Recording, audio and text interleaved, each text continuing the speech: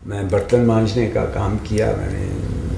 यानी 6 बजे ख़त्म होती थी एकेडमी, तो 6:30 बजे मैं पहुंच जाता था।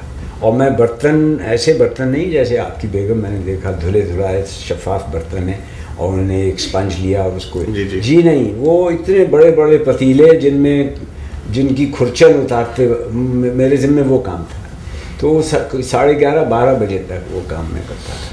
फिर मैं आजिज़ आ गया, इतनी मेहनत और इतनी उसके, और वो बहुत ही एक निहायत, मैं क्या बताऊं, इस कदर खसीस शख्स था वो, जिसका वो रेस्टोरेंट था, कि वो इन सब काम करने वालों को कुछ ना कुछ खाने को देते हैं। वो बिल्कुल उसका था कि खाना वाना तुम्हारा अपना, कोई ये रेस्टोरेंट से नहीं, मतलब खुर्चन देने पे भी राजी नहीं। जी बिल्कुल, खुर्चन क्या हो।